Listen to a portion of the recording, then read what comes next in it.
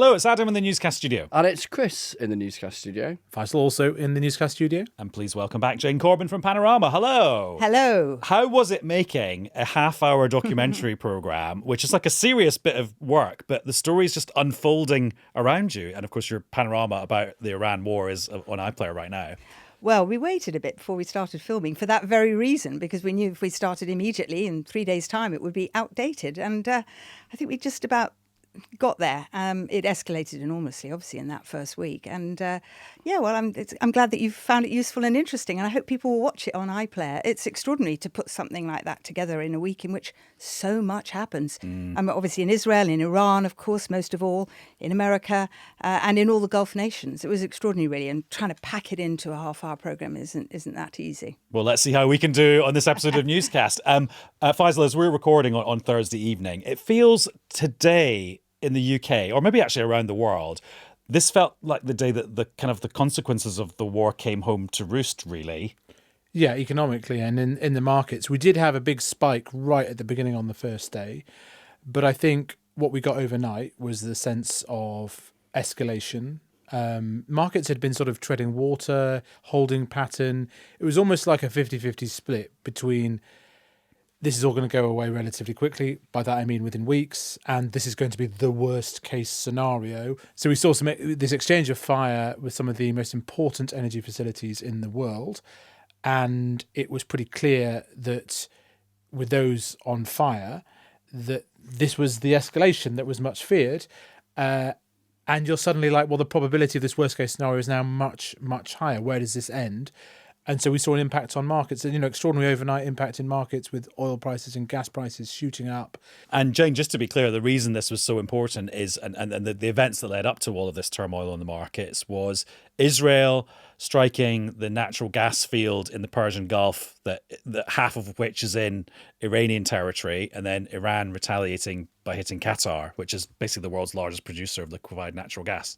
Yeah, that oil field straddles under the Gulf, and South Pars, the bit in Iran, huge, and the part in Qatar, very significant. And that's exactly what happened. It was sort of almost a chain reaction.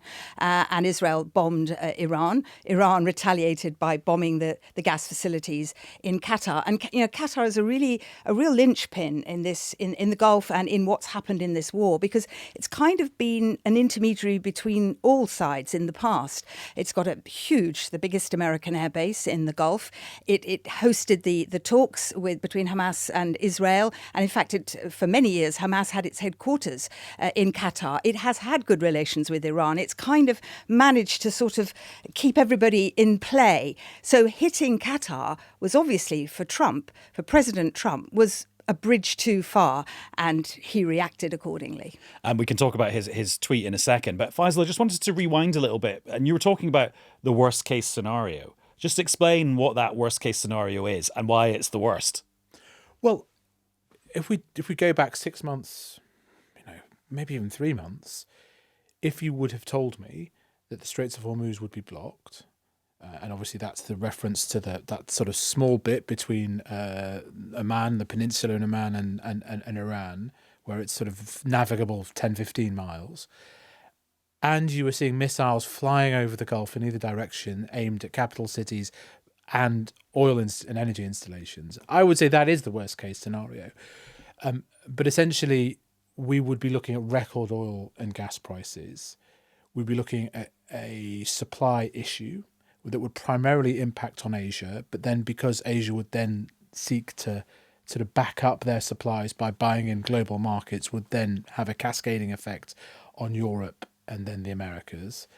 Because there'd be more competition for stuff. Exactly. I mean, literally, I could show you a chart of astonishing, like these, you described them, these LNG tankers full of gas, which were heading for Europe. And then as soon as the Iran war breaks out, they do a massive U-turn in the Atlantic and go back through the Panama because Panama India, for Canal. example, is willing to pay more. Exactly. You are seeing extraordinary things like the US Treasury Secretary saying, well, actually, do you know, all this Iranian oil, you can now buy it. That's where this is going, because they want to sort of calm down the oil price. And I think the big picture here is that the economic impact is not some accidental byproduct of this. In terms of the Iranians, it is their leverage, it is their counter weapon, it is the very point. And so that makes it very difficult to predict. It's not, and it seems to some, that explains their military strategy. It explains some of the sort of blood-curdling threats that are made when you hear from their spokespeople. It explains that the American response from people like the Treasury Secretary is to try and diffuse that. But it means that in trying to predict the economic impacts, as we try to do, as people at the Bank of England try to do, it is very, very difficult. And it is starting to have economic consequences here in the UK. And we saw that today when the Bank of England made its decision to hold interest rates. And we'll zoom in on that in a second. But Jane, you've printed off Donald Trump's post from Truth Social, which having looked at a lot of Donald Trump posts. He posted it. Yeah, so the timing tells you something. Yeah, and it's full of the hyperbole that I think we would associate with his very middle of early hours posts. Yeah, but I think it feels the consequences of this are even greater than a lot of his like 2 a.m. posts. Got a lot of capital letters in this post, and it's a very long post. And he's accusing Israel for violently lashing out at South Pars gas field. It's sort of almost the language you'd think he would use about Iran, but he's using it about Israel. And then he says, in capital letters, no more attacks will be made by Israel. And then goes on to say, and we are taking the upper hand, and we will do whatever we need to do without the help and consent of Israel. We will massively blow up the entirety of the South Pars gas field. He's talking about if Iran was to retaliate against an innocent, as he puts it, which is Qatar in this instance of what happened overnight. So, I think he's not mincing his words. And Jane, this is where we get into the different war aims that America and Israel have here, and what they regard as an end game, what they regard as the ultimate. Each of them regard as an ultimate goal. Yeah. When they started, they were seen shoulder to shoulder, and they made it very clear this is a joint action. But as the weeks have gone on, as you say, they've diverged.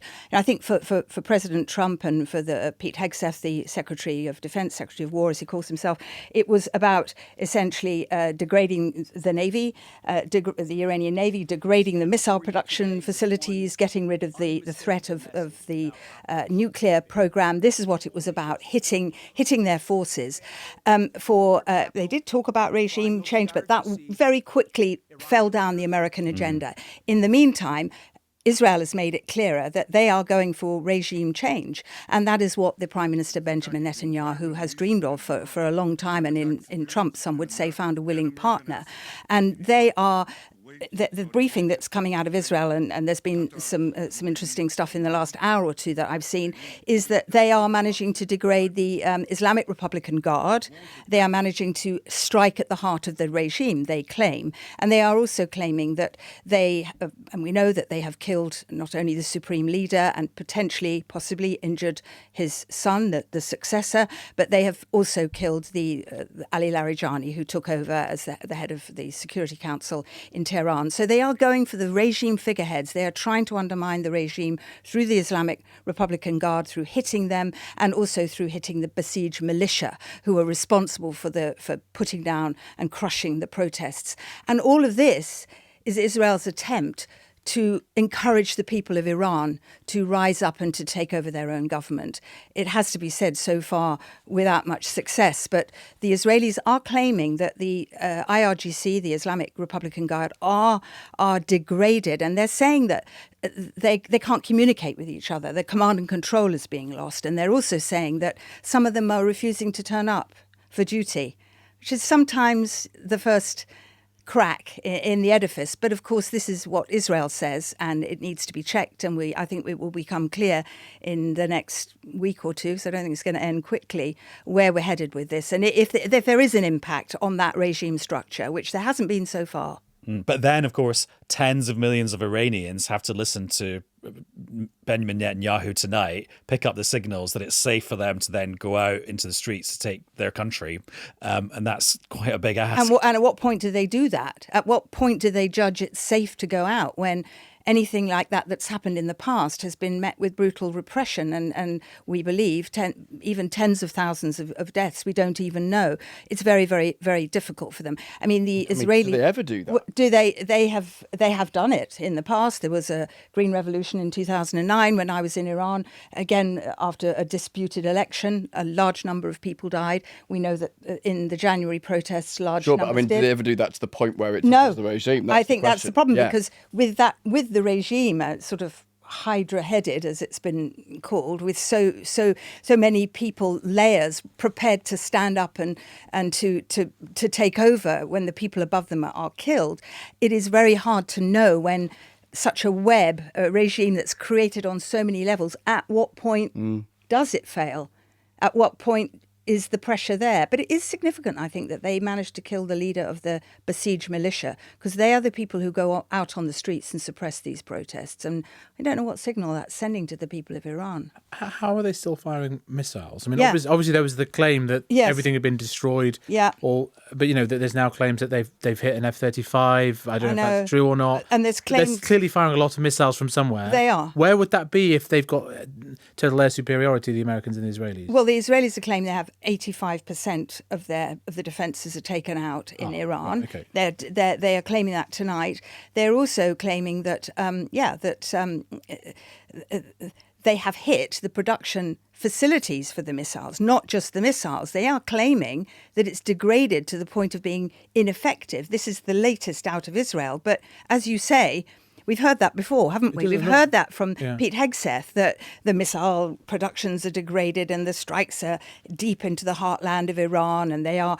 But, they still seem to be able to, and they have, with great success in recent days, been able to hit Tel Aviv.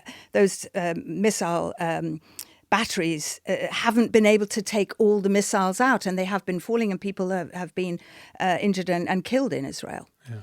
And just to take it back to the pressures on President Trump, we've talked on Newscast a couple of times in the last week or so about how there's lots of people on the sort of Trumpian side of American politics who aren't happy about this. But I just wonder what the economic pressures are on Donald Trump, because a lot of the places, Faisal, that you mentioned, is like fighting over oil and gas as a result of this on the markets. That doesn't include America, because they've got energy self-sufficiency. Yeah, Does that mean Donald Trump doesn't have to worry about the gas price in America increasing and annoying his voters? It probably means they don't have a supply issue or problem, and Venezuelan oil, for example, might help with that in any event.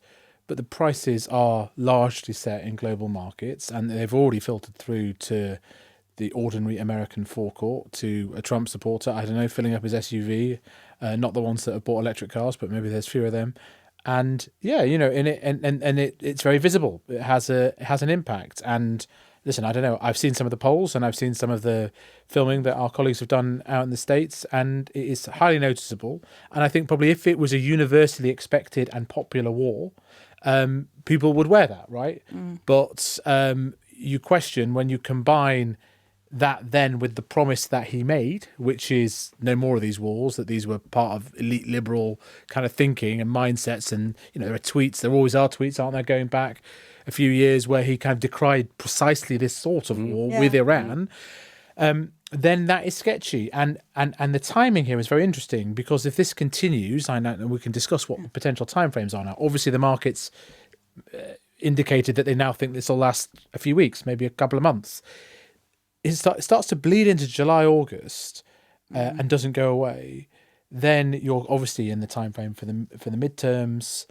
And I say it again, had it been popular to start with, had it been universally supported, then people would wear $1 extra on their on their gas prices. But clearly that's not necessarily the case. Yeah, and the polls are very different, obviously, in America to what they are in Israel. I think in America it's around 56% disapprove of disapprove of the war, and disapproved specifically of Donald Trump's handling of it. And I think 61%, quite a big majority, want the war to stop now, even if if American aims are not fulfilled.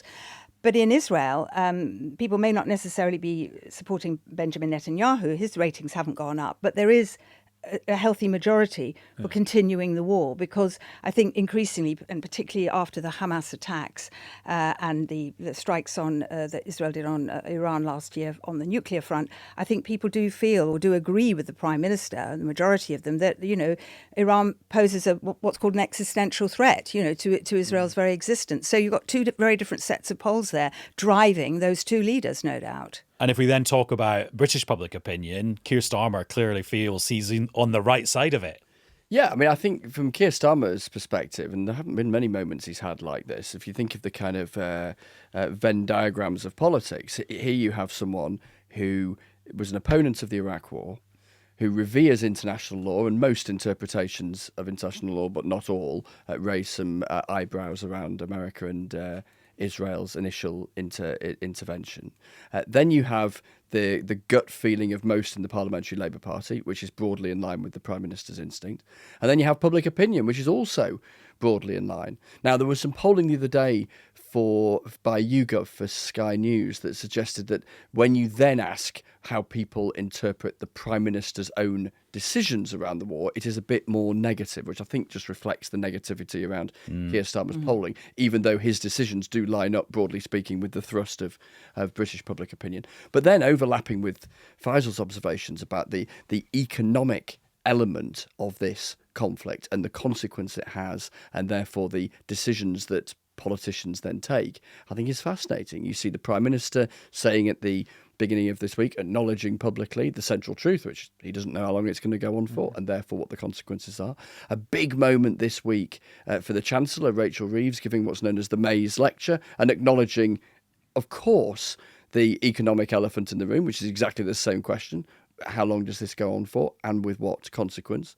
We saw the first kind of intervention as a result of the conflict from the government just the other day with this help around for households who were reliant on heating oil in rural areas of the country, and in particular in Northern Ireland. And then just the sense that, where does it go from now? We've seen this statement today, joint statement from the UK, France, Germany, Italy, the Netherlands and Japan around the Strait of Hormuz, and effectively saying, look, we're seeing the impact it's having, pointing to this UN Security Council resolution of recent days around Iran's response to the initial attacks, talking about freedom of navigation of the seas being a fundamental principle, etc., etc. Not yet saying what might quite happen, but finding international legal avenues exactly to get that. involved to protect shipping in the Strait of Hormuz. Precisely that, and then being willing to say that publicly. Now, what does that actually add up to, etc., etc., within the framework of a bunch of countries that want to remain within the arguments that they've been making in recent weeks? But I think an acknowledgement out loud and in public of where this potentially does go, and therefore in an economic context, and where that means they feel they have to potentially move towards. But does that go to the UK and other allies joining in, but without joining in? Well, that is the big question, and who knows? But I think that when you read between the lines of this statement, they are beginning to make a public argument, aren't they? Yeah, really on about what they might be willing to do if things remain sticky around moving stuff through the strait in the time ahead. But then you have a look at the ship tracking. So, sometimes we look at the prices of stuff, we look at the markets, and sometimes you look at the trajectory of a ship through the straits. And the thing that's being noticed is that the few tankers that are getting through are basically being diverted very close to the Iranian islands and kind of into Iranian waters now. So no one's entirely clear what's going on. Has the rest of the strait been mined? There's talk of some sort of toll booth on one of the Iranian islands that you have to pay. Because Jane, Iran has been letting some nations' ships through. Quietly, last week, the Indians got a couple of tankers through. After a phone call from Modi. Yeah. And, we were told there was diplomatic outreach between India and Iran, and lo and behold. But those ships, as far as I know, turned off effectively their transponders, their tracking devices, while they made that transition. Yeah. It's actually called the Bab al-Mandab, the really narrow bit in the Strait of Hormuz. When they went through there, they went dark. And then suddenly they popped up heading towards India. In other words, the potentially safe bit we're not aware of because the tracker was turned off. Exactly. But then It's not. But the flip side of this is it's all well and good to say you're going to send your navy in there, but the Americans did not feel safe enough to send naval boats anywhere near there. Anywhere there. Whose navy's going to turn up when the only safe bit is 10 miles? I mean, and the geography here really matters. Just look at the map. It's not just one spot. It's an entire southern coast of Iran there. One of the things that has changed, which is perhaps unexpected, is the impact of all of this on interest rates in America and in the UK. I saw the Governor of the Bank of England today. They held interest rates as we were talking about. It's extraordinary just to step back and think how much has changed just in 2 or 3 weeks. You know, well, also it's extraordinary to think how much has just changed in 24 hours because the Bank of England had their meeting about holding interest rates the day before they did the various things we were talking about. And then the price shot up. But if we do go back to the day before, I think we were in this room, weren't we, a couple of days before it started. The expectation was that interest rates would be cut. They were held, and there was a sort of idea that they might end up going up. We assumed inflation would be going down to 2%. The governor told me today 3.5% is where it's heading now. It's not going to go back to target. All sorts of other assumptions. If you're Rachel Reeves or the Prime Minister, you're looking at some of the data, which is not brilliant, but it was starting to turn the corner. And government ministers were just starting to try and reflect that tentatively. Well, and now we're reversing language. back. The country's reversing back round the corner. Depending- with the bleeping on. depending mortgage on- deals have been withdrawn. It's had a huge knock on, and all The mortgage deals, exactly. they've all been axed quietly. This domino effect from the missiles going into South Pars, this astonishing story of it being the same field, right? Which, they sort of got 2 straws at either end, trying to get the gas out and sell it around the world. But a missile goes into South Pars, and it then filters through via the Bank of England, via expectations of interest rates, into mortgage rates for fixed mortgages going up, expectations of rate rises. I should not downplay the impact upon the effective borrowing rate for government. Like this time last year, had it happened, we'd be talking about the need for tax rises because the interest costs would have gone up. We're talking a significant rise, really, in the past 7 or 8 days. And that has happened around the world too, but there are question marks about how that impacts on the UK specifically. So, you're suddenly in quite a different moment, depending on how long it lasts. But Chris, I mean, when you that, see ministers and advisors, can you tell that their dreams of economic recovery and a more stable political climate as a result evaporating? Well, so I was talking to a very senior minister just the other day, and just riffing on this exact point, where, granted, a few weeks back, pre the war, they were conscious they needed to temper their public language because no politician wants to be overdoing a sense of economic improvement when a voter might say, "Well, come off it. It's you're going too soon." But it is reasonable to say there were some, not all, but some indicators that were looking more positive, and ministers were noticing that. My goodness, of course they were, because things have been difficult for ages, and you were beginning to hear it in the language of people like the Prime Minister. The Prime Minister was sounding tentatively a bit more optimistic, and this minister I was speaking to the other day, I mean, it wasn't suddenly that they were utterly doom laden, but it was the main point was just that sense, to come back to the point Faisal was making, and we sort of can't emphasise enough, because it reaches those in the uppermost echelons of whether it's the Bank of England or in government, of just not knowing what the longevity is, therefore not knowing for how long consequences take on a micro level, day to day, as per the last 24 hours, rather illustrating it. But then, how long does it go on? What consequence does that have? Elections in the context not just of the midterms in America, but elections coming up in Scotland, Wales, and in plenty of places around England in just a couple of months. All sorts of knock-ons that are currently imponderable, but the uncertainty is a reality and kind of a negative now, and then who knows how long it lasts. I was reading the minutes of the Monetary Policy Committee from the Bank of England. Very good. Very. Thank you. We admire you. A star admire student. you. You guys- Look at that price. Look out. Faisal's putting up the share price of Fleming. Just that's my humble brag for the day. There's just one sentence that is lodged in my brain, and they talk about how expectations for inflation have gone back up again now, and they talk about how they'd previously gone down because of the decisions Rachel Reeves had made at the last budget to take a big chunk off people's energy bills. And so it's like Rachel Reeves takes with one hand or gives with one hand, and then the global security situation takes with the other, and we're back to square one. It had that real feel of back to square one. Astonishing amounts of effort had gone in very specifically to try to cut the inflation number that is just about to come in April. Because last year, when the mobile phone bills went up and various other utility bills, they go up in April. That's the April surprise. And so they literally tried to sort of engineer and commit sort of economic surgery to reverse that, get the inflation down to target. All of that's gone. Yeah. All of that's gone. All right. It's going to go up. Inflation will go up.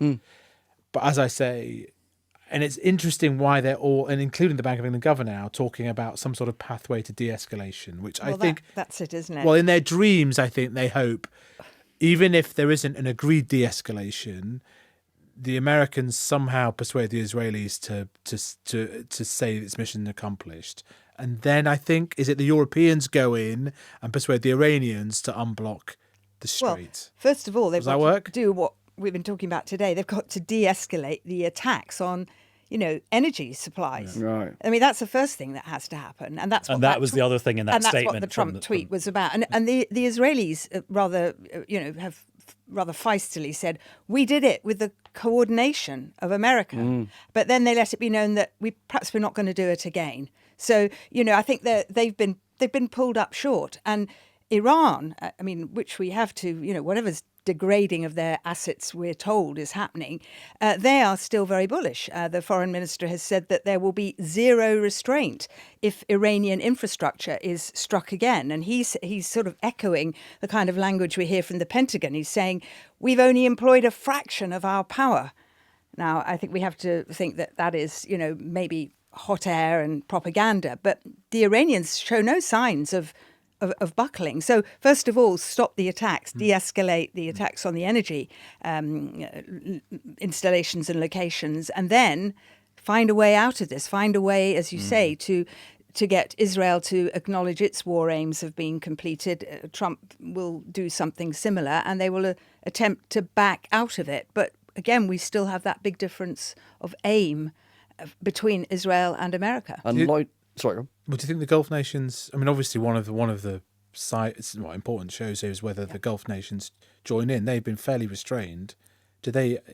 Have obviously been hugely provoked, but they aren't hitting back. They're not. And I think they are on the, if you like, if you put Israel at one end of the scale and America at the other now, wanting, for all the reasons you've explained with what's happening in the economy, to pull back, I would put the Gulf nations down towards that end of the scale. Yeah. I mean, I think that they have exercised enormous restraint, and that I think is what partly from the tweet from President Trump was about in Qatar's defense, was like, don't go there, and if you do, we're going to be hitting really hard next time, and we will not consult Israel. So that was almost trying to smooth the waters of the Gulf countries, I think, and the Gulf very roiled waters right now. But yeah. And then loitering in the minds of ministers here, just in the domestic focus, is an energy price cap that has got a couple of months left in it.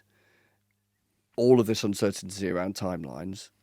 And what do you do if things are still pretty lively in terms of economic consequence and all the rest of it in a few months' time? And when, given the scale of recent government interventions, when you think back to the full-scale invasion of Ukraine and COVID before that, and the consequences that has had for the public finances, etc., etc.